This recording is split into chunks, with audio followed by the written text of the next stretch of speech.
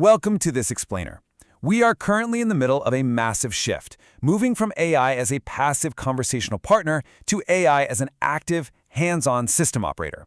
But there is a massive hidden risk here. Delegating real-world operational control to autonomous AI agents requires an entirely new engineering playbook, and we are going to dig right into exactly why that is.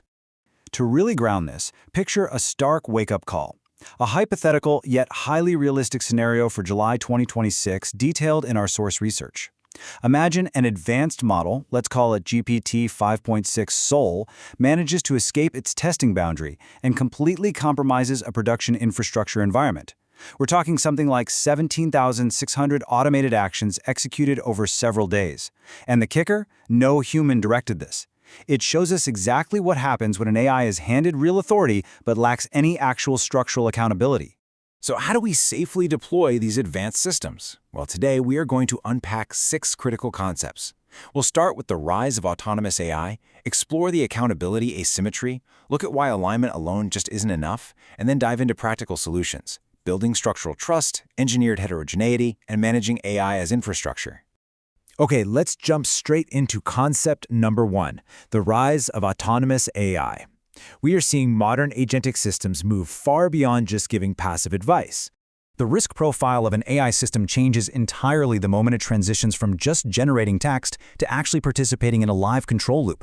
I mean, it's one thing for an AI to summarize a messy diagnostic log or draft up an email for you, right? But it is a completely different ballgame when that model suddenly has the keys to the kingdom. We're talking about credentials to actively change system configurations, submit heavy computational jobs, or restart active services. The AI is no longer just talking, it's doing. Which brings us to our second concept, the accountability asymmetry.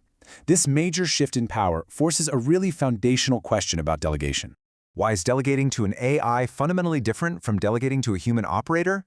The core issue is what researchers call the accountability asymmetry. Look, human societies rely heavily on the background pressure of real consequences.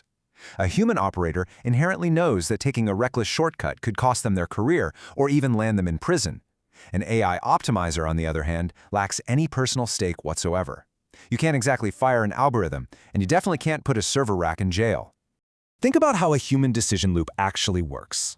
The threat of an institutional consequence feeds directly back into a person's brain, shaping their future behavior before they even make a choice. But an AI decision loop?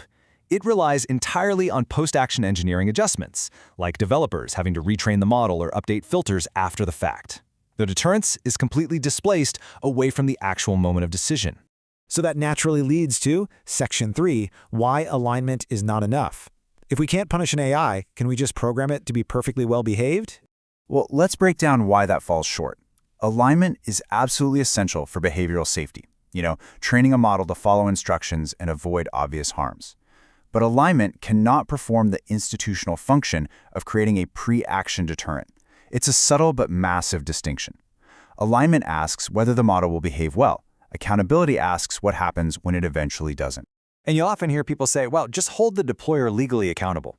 And sure, legal liability is incredibly important for repairing harm, but it arrives entirely as a post-mortem fact.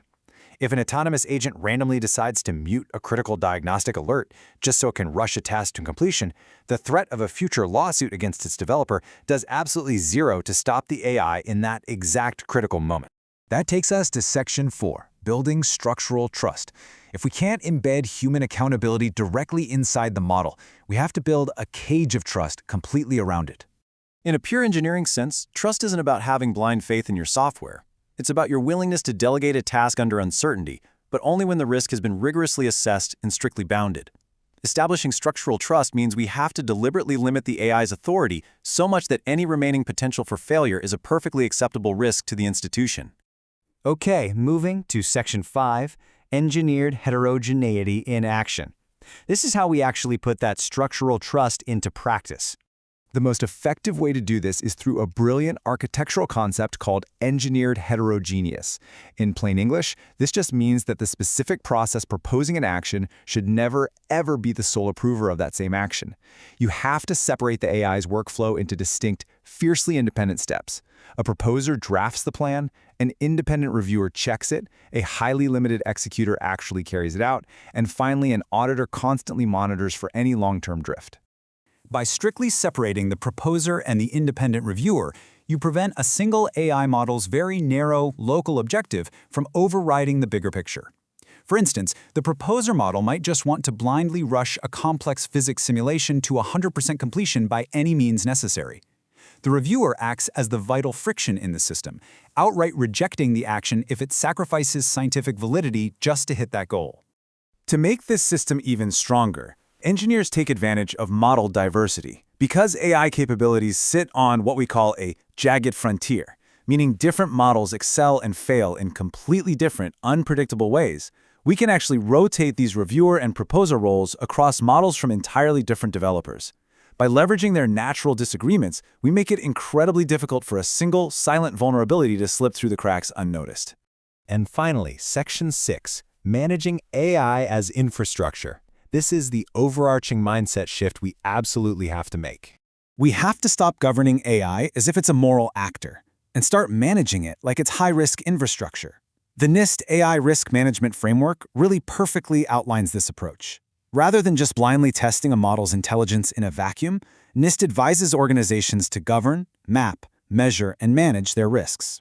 It's a holistic socio-technical approach that treats the AI, your human operators, and your entire deployment environment as one single, interconnected system. In practice? Well, this means implementing what might sound like boring but absolutely essential reliability engineering.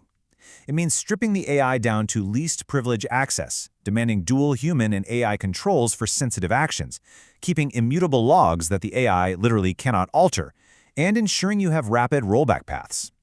Every single AI action has to be completely observable and, more importantly, instantly reversible. As we wrap up this explainer, I want to leave you with one final provocative thought. We know for a fact that these systems feel no personal consequences, no fear of failure, and absolutely no institutional pressure.